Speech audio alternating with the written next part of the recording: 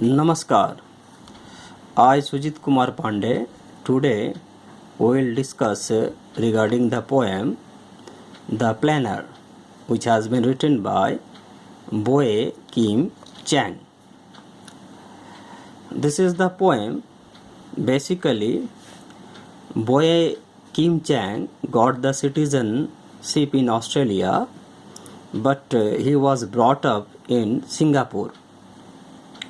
Although after a long interval, while he come back to Singapore, so he was quite shocking by observing the number of the buildings which has been erected and all the natural beauty has been erased. The planner बोए Kim Chang इस कविता के माध्यम से ये बताने का प्रयास किया गया है कि जैसा कि बोए साहब बहुत ही इमोशनल व्यक्ति रह चुके हैं, तो अतः ये एक इमोशनल पोएम है जिसमें ये इस कविता के माध्यम से उन्होंने अपने बचपन के दिन जो कि सिंगापुर में बिताए थे उन यादों में खो जाते हैं। वे उन यादों में खो जाते हैं कि वे अपने बचपन के दिनों में प्रकृति के बहुत ही करीब थे। आज ऐसा वातावरण, कृत्रिम रूपी वातावरण से लोग जूझ रहे हैं। बोए किम चैंग का ये अनुभव रहा कि प्रकृति के साथ जुड़कर बड़ा होना ये एक स्वाभाविक प्रक्रिया है जो कि बच्चे को प्राकृतिक तौर पर मानसिक शारीरिक विकास में सबसे ज़्यादा सहायक सिद्ध होते हैं। लेकिन आज अवांछित आवश्यकताएं आज के बच्चे कृत्रिम रूपी जीवन से इस प्रकार जुड़े हुए हैं कि वे खुद को प्रकृति से दूर अनुभव कर रहे हैं। ये कविता समाज को वास्तविक से रूबरू कराने का प्रयास है एवं आधुनिक भवन निर्माताओं, बिल्डर्स के लिए एक सबक है कि हम सचेत रहें। ठीक है, चलिए अब हम इस कविता को समझने का प्रयास करते हैं। देखिए, दे plan, they build, all the spaces are gridded, filled with permutation of possibilities. They plan मतलब अर्थात ये प्रत्येक वो मनुष्य को सूचित किया जा रहा है जो किसी न किसी अवांछित कंस्ट्रक्शन से जुड़े हुए कार्यों से हमेशा अपने आप को व्यवस्थित रखते हैं। The buildings are in alignment with the roads which meet all desired point linked by the bridges all hang in the grace of mathematics. देखिए, उन्होंने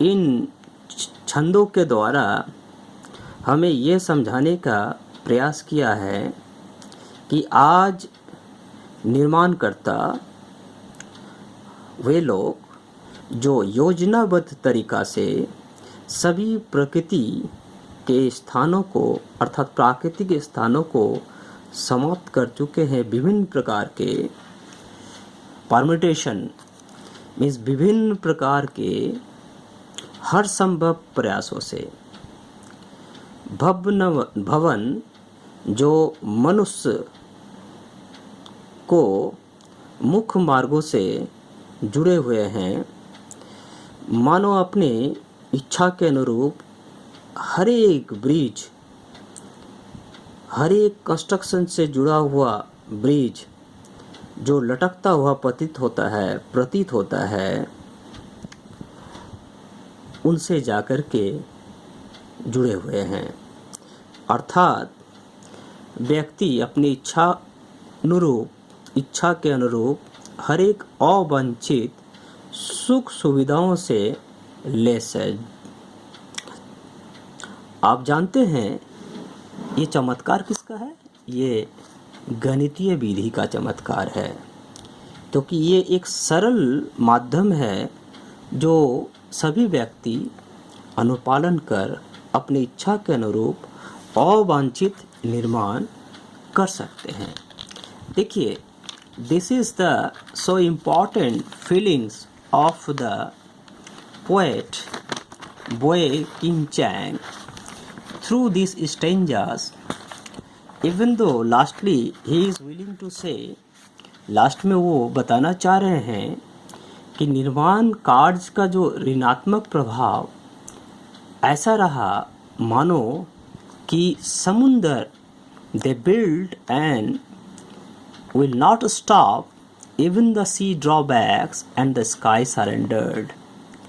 उनका निर्माण का कार्य निरंतर इस प्रकार चलते रहा कि जिसका ऋणात्मक प्रभाव देखने को मिला, मानो समुंदर भी संकुचित होने लगा है एवं आसमान ऐसे व्यक्तियों के सामने अपने आप को आत्मसमर्पण कर चुके हैं।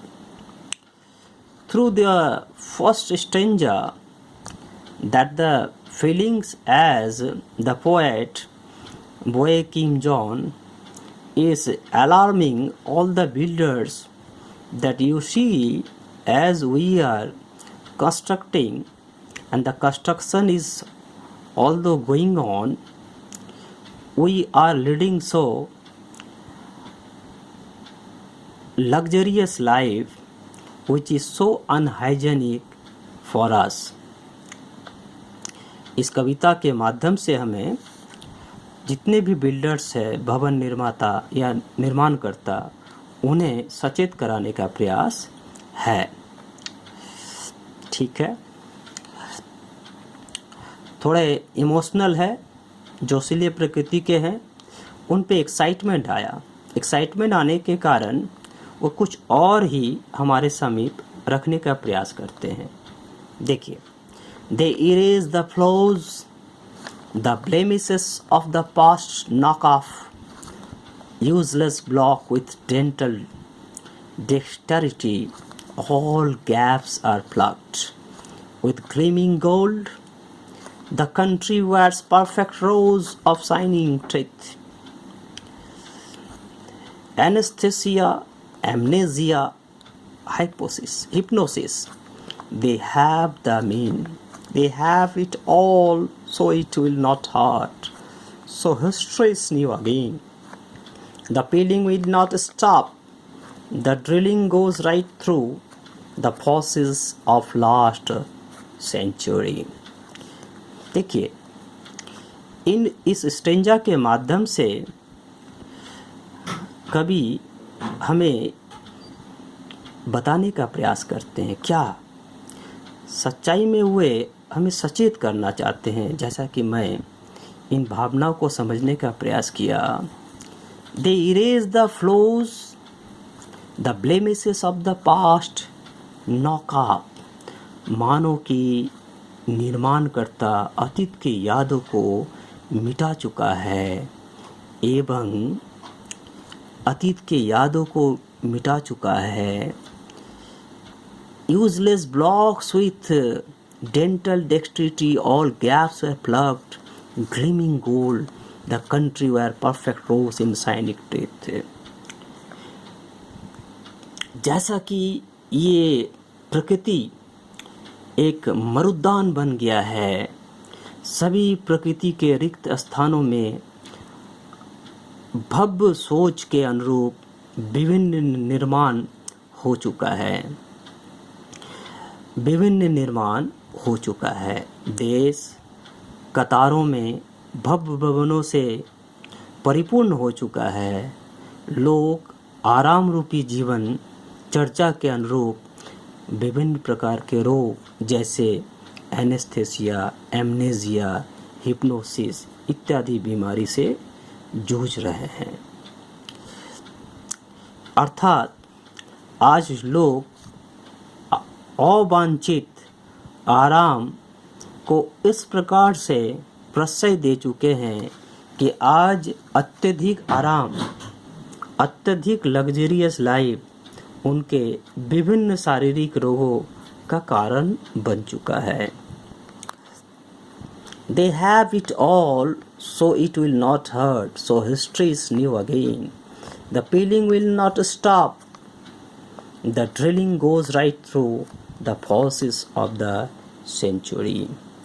आधार स्तंभ का बनना निरंतर जारी है। आधार स्तंभ का बनना निरंतर जारी है। एक आशा के विपरीत खुदाई अंतिम स्मारक स्तंभ को नष्ट होने तक जारी रहेगा। ये सोच उन निर्माणकर्ताओं से अनुरोध किया गया है कि कम से कम इतना तो सोचिए कि हमारे जो अतीत के जो याद हैं, हमारे अतीत के जो मोनूमेंट्स हैं, हमारे अतीत के प्रकृति की जो सुंदरता के अनुरूप जितने भी प्राकृतिक सुरक्षित शारीरिक विकास के लिए आवश्यक वस्तुएं हैं, उन्हें कृपया नष्ट न करें। लेकिन ऐसा नहीं हो रहा है। आधार स्तंभ का बनना जारी है, खुदाई जारी है और ये तब तक जारी रहेगा जब तक कि अंतिम जो अतीत की यादें हैं उनको हम समाप्त न कर दें। लास्ट जो स्टेंजा है उसमें वो कंक्लूड करना चाहते हैं अपने भावनाओं के साथ, जिस भावनाओं में खुद का अतीत और वर्तमान में जो बच्चे हैं उन्हें ये बताने का प्रयास किया गया है कि मेरा अतीत प्रकृति के साथ जुड़ा हुआ था जो बहुत ही सुंदर था। वो अतीत को दोहराना ज़रूरी है अभी के पीढ़ी के लिए। But my heart would not bleed poetry, not a single drop to stain the blueprint of our past tomorrow. देखिए, ये जो भावना है, ये इमोशनल जो है, इस इमोशनल के माध्यम से कवि का ये कथन कि मेरा रक्त का अंतिम कण, मेरा रक्त का अंतिम कण कम से कम निर्माताओं में समा जाए ताकि उनका विचार अतीत को समाप्त करने का जो है उसकी बजाय वह ऐसा विश्व का सृजन करे जैसा कि मेरा बचपन बीता था और अभी के बच्चे को मैं अपने अतीत के बचपन में ले जाना चाहता हूँ और प्रकृति से जुड़कर जिस प्रकार मैं बड़ा हुआ, अभी का बच्चा भी, अभी के जनरेशन के जितने भी बच्चे हैं उनका भी लालन पालन बिल्कुल कृत्रिम आराम रूपी जीवन जो कि अनेक रोगों का सृजन का कारण है की बजाय प्रकृति के समीप में रहकर पलकर बड़ा हो। So we have find so many metaphors, repetitions, enchantment, all are so inspiring for us. All the people, those are only would like to lead the luxurious life. They are not even though thinking that yes, there is the beauty, and the beauty it is only found in nature. We should not overlook, as we are leading the artificial life, it is so unhygienic. we are inviting the disease. We are not growing in proper way mentally as well as the physically. So we should think regarding the present kids, present children. They should look after as we were looked after. So this is the alertness for all the builders, all the architectural functionaries. Although they are planning, they will continue their plan. So this is the emotional poem, emotional thought that has been circulating to all the people.